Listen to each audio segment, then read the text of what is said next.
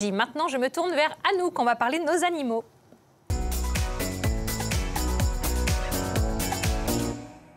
Oh, j'ai comme l'impression qu'on est en train de le réveiller, notre ami. Bonjour Anouk. Bonjour Karine. Alors, comment il s'appelle ce chien? Alors, ce petit loulou s'appelle Gecko. C'est un croisé griffon drattard de 3 ans. C'est un chien de chasse. Oui.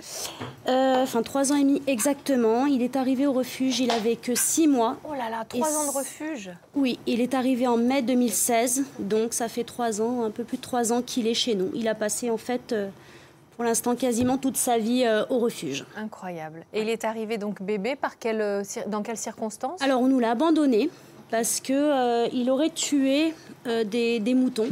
Ah bon? Bon, il n'a pas une tête de tueur de moutons. Pas du tout. Pas Franchement. du tout. Tiens, viens là, mon pépère, qu'on te voit bien. À mon avis, c'est même plus ce que c'est. Oui, des moutons. Des moutons. Viens voir, on va aller là.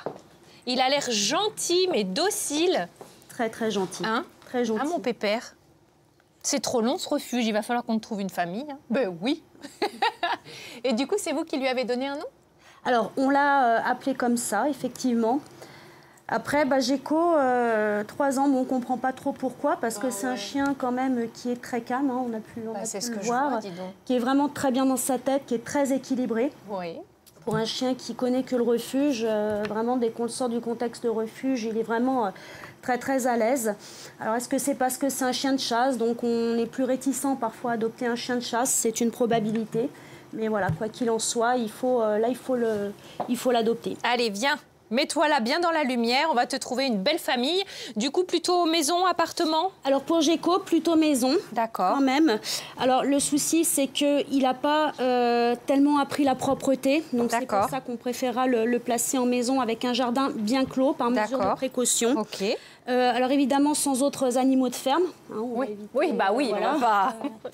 Et puis, voilà, sinon, il n'a pas vraiment de base d'éducation. Mais encore une fois, c'est un chien qui est vraiment très équilibré, très calme. Donc, je pense qu'on va pouvoir revoir un petit peu l'éducation sans trop de difficultés. Bon, ça se voit. Bah tiens, regarde, hop. Alors, si vous voulez adopter Gecko, eh bien, écoutez, n'hésitez pas. Vous pouvez contacter le 04 78 38 71 71. Bon, quels conseils on pourrait donner d'ailleurs à toutes les personnes qui... accueillent, qui s'engagent avec l'adoption d'un animal en refuge quand ils arrivent à la maison, par exemple? Comment on s'y prend? On fait un petit coin rien que pour lui? Alors, tout à fait. Il faut savoir que l'animal, que ce soit chien ou chat, a besoin d'un coin à lui. Okay. Un coin tranquille où il ne va pas être dérangé, un coin qu'on va respecter pendant son temps de repos. C'est très important. Un animal a aussi le droit d'être au calme, de ne pas être embêté. Il y a des jours où il a moins envie d'être embêté. Comme donc, nous. Voilà. Est-ce qu'au début, il faut être plutôt gentil, éviter les réprimandes? Quand il vient d'arriver dans un foyer, on ne va pas commencer... Alors, ça dépend de l'animal. Okay. Ça dépend de l'animal, pas forcément. Pas forcément. Alors effectivement, il faut le laisser prendre ses marques, mais s'il y a des interdits, il faut lui poser tout de suite. Clairement. Pourquoi? Parce que le chien peut ne pas comprendre pourquoi est-ce que c'est autorisé au départ et finalement interdit par la suite. Oui, c'est pas faux. Voilà, quand on adopte un chien, alors surtout le chien, le chat, c'est encore différent, mais avoir un chien, il faut être clair, il faut avoir des cadres clair, que le chien comprenne ce qu'il a le droit de faire, ce qu'il n'a pas le droit de faire, là où il peut aller, ce qui est autorisé, ce qui ne l'est pas. Ok. Voilà. Anouk, souvent, j'ai entendu, et vous avez certainement eu cette expérience vous aussi à la maison, que on peut acheter un chien. Si on décide de le prendre à la SPA, on se dit « Ah non, moi justement, je préfère l'acheter parce que s'il est à la SPA, si on l'a abandonné, c'est qu'il y avait de bonnes raisons. Peut-être que c'est un chien qui n'est pas gentil. » Voilà, il y a cette idée reçue. Alors, c'est une idée reçue. Après, ça peut arriver, effectivement. Hein. On a vraiment des animaux qui peuvent avoir un passé qui est très lourd. Ça, on va pas le nier. Mais pas forcément. Pas forcément. On a des chiens qui sont tout à fait équilibrés, qui sont propres, éduqués, qui se retrouvent en refuge, alors pour des raisons diverses et variées. Donc, c'est pas forcément des chiens à problème. Tous les chiens qui ne sont pas à la SPA n'ont pas forcément été battus, n'ont pas forcément un passé difficile. Encore une fois, on peut avoir des chiens vraiment sympas, éduqués. On en voit toutes les semaines ici. Hein. Et on en voit toutes les semaines. Et du coup, si on l'achète dans un élevage, il y a des choses sur lesquelles il faut être un petit peu vigilant? Alors, tout à fait. Déjà, il faut bien sélectionner son éleveur.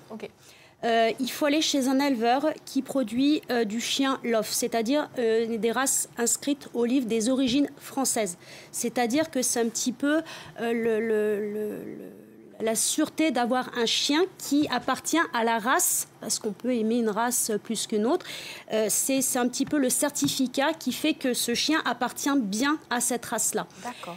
Il y a aussi des choses à prendre en ligne de compte. Donc, on se rend chez l'éleveur, on voit un petit peu le mode de vie des animaux aussi, c'est très important. Demander à voir les parents et demander aussi à ce que les tests génétiques soient faits. Alors, qu'est-ce que les tests génétiques? En fait, quand vous faites de la reproduction en tant qu'éleveur, vous pouvez avoir des chiens qui sont atteints de pathologies génétiques, comme la dysplasie de la hanche, la dysplasie du coude. Alors, la cardiomyopathie dilatée, qui est un problème de cœur, la dysplasie rénale, entre autres. Ça, c'est les plus connus. Et on demande donc à voir ça? Alors, il faut que les parents soient, et la lignée au maximum, toute la lignée, soit dépistée de ces maladies-là. Je comprends. Comme ça, on est sûr que... Comme ça, on est sûr. On peut adopter...